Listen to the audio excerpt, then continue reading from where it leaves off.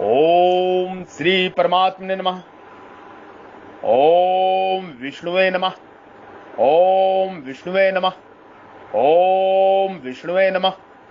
ओम श्रीये नमः। ओम श्रीये नमः।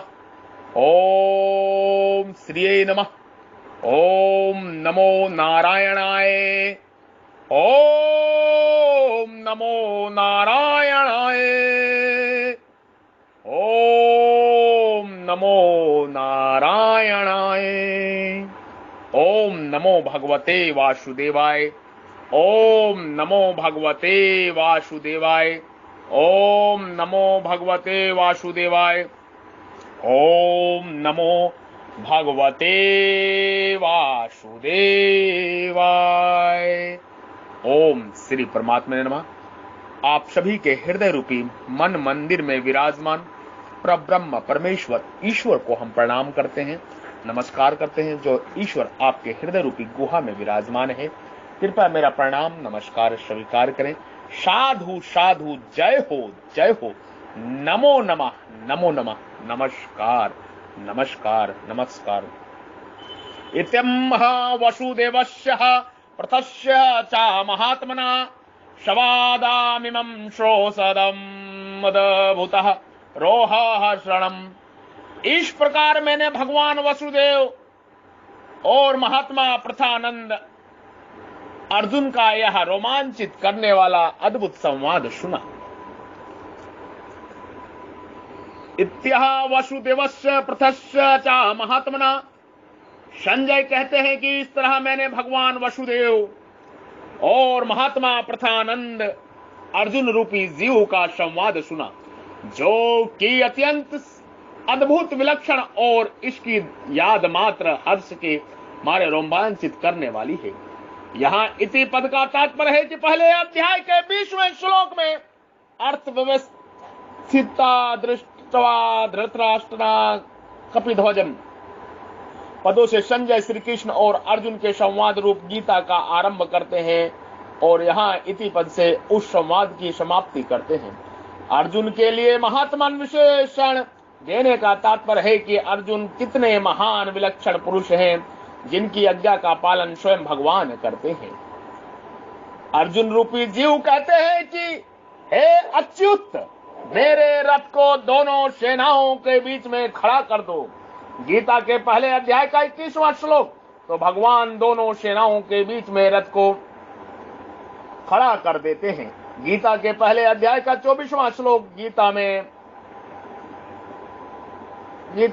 जीव रूपी अर्जुन जहां जहां प्रश्न करते हैं, वहां वहां भगवान बड़े प्यार से और बड़ी विलक्षण रीति से प्राय विस्तार पूर्वक उत्तर देते हैं। इस प्रकार महात्मा जीव रूपी अर्जुन के और भगवान वसुदेव के संवाद को मैंने सुना है। शवादिमस्य श्रोमदभक्त रोमहर्षणम। इस संवाद में अद्भुत और रोमहर्षणपना क्या है? शास्त्रों में प्राय ऐसी बात आई है कि संसार की निवृत्ति करने से ही मनुष्य परमार्थिक मंगल पर चल सकता है और उसका कल्याण हो सकता है। मनुष्य में भी प्राय ऐसी ही धारणा बैठी हुई है कि घर कुटुंब आदि को छोड़कर साधु सन्यासी होने से ही कल्याण होता है। परंतु गीता कहती है कि कोई भी परिस्थिति, अवस्था, घटना, देश, काल आदि क्यों ना हो, उसके सदुपयोग से मनुष्य का कल्याण हो सकता है। इतना ही नहीं, वह परिस्थिति बढ़िया से बढ़िया हो या घटिया से घटिया, सौम्य से सौम्य हो या घोर से घोर विहित युद्ध जैसी प्रवृत्ति हो, जिसमें दिन भर मनुष्यों का गला काटना पड़ता है, उसमें भी मनुष्य का कल्याण हो सकता है, मुक्ति हो सकती है। कारण कि जन्म मरण रूप बंधन में संसार का राग ही कारण है। गीता के 13वें अध्याय का 21वां श्लोक उस राग को मिटाने में परिस्थिति का सदुपयोग करना ही हेतु है। अर्थात जो पुरुष परिस्थिति में राग देश ना करके अपने कर्तव्य का पालन करता है, वह सुखपूर्वक मुक्त हो जाता है। गीता के 5वें अध्याय का 3रा श्लोक यही इस संवाद में अद्भुतपना है। भगवान स्वयं अवतार लेकर मनुष्य जैसा काम करते हैं, अपने आप को प्रकट कर देना और मेरी शरण में आ जा, यह अत्यंत गोपनीय रहस्य की बात कह देना, यही संवाद में रोमहर्षण करने वाला, प्रसन्न करने वाला, आनंद देने वाला है। गीता में महात्मा शब्द केवल भक्तों के लिए आया है। यहाँ संजय ने जीव को भी महात्मा कहा है, क्योंकि वे जीव को भक्त ही मानते हैं। भगवान ने भी कहा है, भक्त उसमें है। परमार्थिक मार्ग में सच्चे साधकों को जिस किसी लाभ होता है, उसकी वह कृतज्ञता प्रकट करता है। अतः संजय भी आगे के 3 श्लोकों में व्यास जी की कृतज्ञता प्रकट करते हैं। जब हर एक परिस्थिति से संबंध विच्छेद होने से ही कल्याण होता है, तब तो प्रकृत परिस्थिति का घटिया या बढ़िया होना कोई महत्व नहीं रखता। हाँ, उससे अलग होने के उपाय कर्म योग, ज्ञान योग, भक्ति योग आदि अलग अलग हो सकते हैं, परंतु इनसे राग मिटाना ही खास उपाय है। क्योंकि राग मिटाने से देश मिट जाता है, और राग देश के मिटने से संसार से संबंध विच्छेद हो जाता है। संसार से संबंध विच्छेद होना ही मुक्ति है। वास्तव में जो बुद्ध होता है वह मुक्त नहीं होता, और जो मुक्त होता है वह मुक्त क्या होगा? जो मुक्त होता है वह मुक्त क्या होगा? क्योंकि वह तो मुक्त ही है। तो फिर मुक्त होना क्या है? वास्तव में मुक्त होते हुए भी जिस बंधन को स्वीकार किया है, उस बंधन से छूटने का नाम ही मुक्त होना है। वास्तव में मुक्त होते हुए भी जिस बंधन को स्वीकार किया है, उस बंधन से छूटने का नाम ही मुक्त होना है। उस बंधन से छूटने का नाम ही मुक्त होना है। ओम श्री परमात्मने नमः। व्यास प्रसाद छुत्वाने तदुग्रहं प्रम योग येगवेश्वर कृष्णा साक्षात् कथयत स्वयं। व्यास जी की कृपा से मैंने स्वयं इस परम गोपनीय योग गीता ग्रंथ को कहते हुए साक्षात योगेश्वर भगवान श्री कृष्ण से सुना है। व्यास प्रसाद श्रुतवान। संजय ने जब भगवान श्री कृष्ण और महात्मा अर्जुन रूपी जीव पूरा संवाद सुना, तब वे बड़े प्रसन्न हुए। अब उसी प्रसन्नता में वे कह रहे हैं कि ऐसा परम गोपनीय योग मैंने भगवान की व्यास जी की कृपा से सुना है। व्यास जी की कृपा से सुनने का तात्पर्य है कि भगवान ने यते प्यमाण वक्ष्यम हितकम्यः इष्टं दृढ़मति तव वक्ष्यामि ते हितम् ममे वक्ष्यामि सत्यं ते प्रतिजिन्दे प्रियम्यः अहं वा सर्वभूत मोक्ष्य श्रीमा शुचः। आदि आदि प्यारे वचनों से अपना हृदय खोलकर जीव से जो बातें कही, उन बातों को सुनने में केवल व्यास जी की कृपा ही है। अर्थात वे सब बातें मैंने व्यास जी की कृपा से ही सुनी है। एतद्गुहं पम योगम, समस्त योगों के महान ईश्वर के द्वारा कहा जाने से गीता शास्त्र योग अर्थात योग शास्त्र है। यह गीता शास्त्र अत्यंत श्रेष्ठ और गोपनीय है। इसके समान श्रेष्ठ और गोपनीय दूसरा कोई संवाद देखने सुनने में नहीं आता।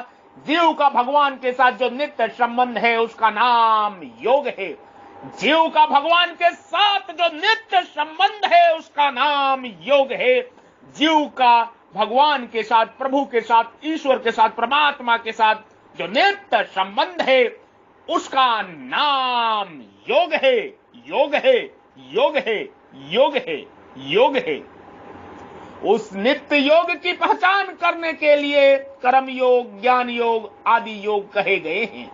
उन योग के समुदाय का वर्णन गीता में होने से गीता भी योग अर्थात योग शास्त्र है। योगेश्वरा कृष्ण साक्षात् कथयतः स्वयं। संजय के आनंद की कोई सीमा न रही, इसलिए हर्षोल्लास में भरकर कह रहे हैं कि इस योग को मैंने समस्त योगों के महान ईश्वर साक्षात भगवान श्री कृष्ण के मुख से सुना है। संजय को योगेश्वर कृष्ण साक्षात कथयत स्वयं, ये 5 शब्द कहने की क्या आवश्यकता थी? संजय इन शब्दों का प्रयोग करके यह कहना चाहते हैं कि मैंने यह संवाद परस्परा से नहीं सुना है, और किसी ने मुझे सुनाया हो ऐसी बात भी नहीं। इसको तो मैंने खुद भगवान के कहते सुना है। इसको तो मैंने खुद भगवान के कहते सुना है। जीव ने तत्व प्रसादत कहा है और संजय ने व्यास प्रसादत कहा है। जीव को भगवान की कृपा से दिव्य दृष्टि मिली थी और संजय को व्यास जी की कृपा से।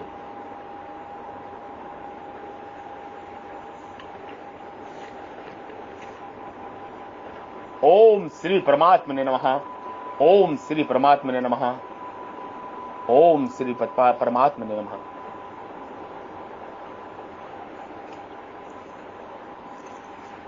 राजन समृतः संस्मृतः समाधिम दतम केशवार्जुन पुण्यहस्यम च मुहुमुहुम। हे राजन, भगवान श्री कृष्ण और अर्जुन के इस पवित्र और अद्भुत संवाद को याद कर करके मैं बार बार हर्षित हो रहा हूं। रजसतम मोहम। संजय कहते हैं कि हे महाराज, भगवान कृष्ण और अर्जुन का यह बहुत अलौकिक विलक्षण संवाद हुआ है। इसमें कितना रहस्य भरा हुआ है कि घोर से घोर युद्ध रूप क्रिया करते हुए भी ऊंची से ऊंची परमार्थिक सिद्धि हो सकती है। ऊंची से ऊंची परमार्थिक सिद्धि हो सकती है। मनुष्य मात्र हर एक परिस्थिति में अपना उद्धार कर सकता है। इस प्रकार संवाद को याद करके मैं बड़ा हर्षित हो रहा हूं, प्रसन्न हो रहा हूं। श्री भगवान और जीव के इस अद्भुत संवाद की महिमा भी बहुत विलक्षण है। भगवान श्री कृष्ण और जीव रूपी अर्जुन सदा साथ में रहने पर भी इन दोनों का ऐसा संवाद कभी नहीं हुआ। युद्ध के समय जीव घबरा गए, क्योंकि एक तरफ तो उनको कुटुंब का मोह तंग कर रहा था और दूसरी तरफ छात्र धर्म की दृष्टि से युद्ध करना आवश्यक कर्तव्य समझते थे। मनुष्य की जब किसी एक सिद्धांत पर, एक मत पर स्थिति नहीं होती, तब उसकी व्याकुलता बड़ी विचित्र होती है। जीव भी युद्ध करना श्रेष्ठ है या युद्ध ना करना श्रेष्ठ है, इन दोनों से एक निश्चित निर्णय नहीं कर सके। इसी व्याकुलता के कारण जीव रूपी अर्जुन भगवान की तरफ खिंच गए, उनके सम्मुख हो गए। सम्मुख होने से भगवान की कृपा उनको विशेषता से प्राप्त हुई। जीव की अनन्य भावना उत्कंठा के कारण भगवान योग में स्थित हो गए, अर्थात ऐश्वर्य आदि में स्थित न रहकर केवल अपने प्रेम तत्व में सरोवर हो गए। उसी स्थिति में जीव को समझाया कि इस प्रकार उत्कट अभिलाषा संपन्न जीव और अलौकिक अटल योग स्थित भगवान के संवाद को क्या महिमा कहें। उसकी महिमा को कहने में कोई भी सामर्थ्य नहीं है। भगवान श्री कृष्ण और जीव रूपी अर्जुन इस संवाद में जो तत्व भरा हुआ है वह किसी ग्रंथ, महात्मा आदि से सुनने को नहीं मिला। यह भगवान और उनके भक्त का बड़ा विलक्षण संवाद है। इतनी स्पष्ट बातें और जगह पढ़ने सुनने को मिलती नहीं। इस संवाद में युद्ध जैसे घोर कर्म में भी कल्याण होने की बात कही गई है। हरेक वर्ण, आश्रम, संप्रदाय आदि को मनुष्य हरेक परिस्थिति में अपना कल्याण कर सकता है, अपना कल्याण कर सकता है। यह बात इस संवाद से मिलती है, इसलिए यह संवाद बड़ा अद्भुत है। संवाद मिदद्भुतम, केवल संवाद में ही इतनी विलक्षणता है, फिर इसके अनुसार आचरण करने में तो क्या कहना ही क्या है। भगवान श्री कृष्ण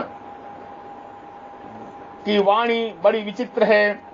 उसमें भी भगवान ने योग में स्थित होकर गीता कही है। फिर इसकी विचित्रता, विलक्षणता तो कहना ही क्या है। भगवान के द्वारा कौरव सभा में होने वाले राजनीतिक व्याख्यान भी इतनी विलक्षणता भी कि ऋषि मुनि उसको सुनने के लिए जाते हैं।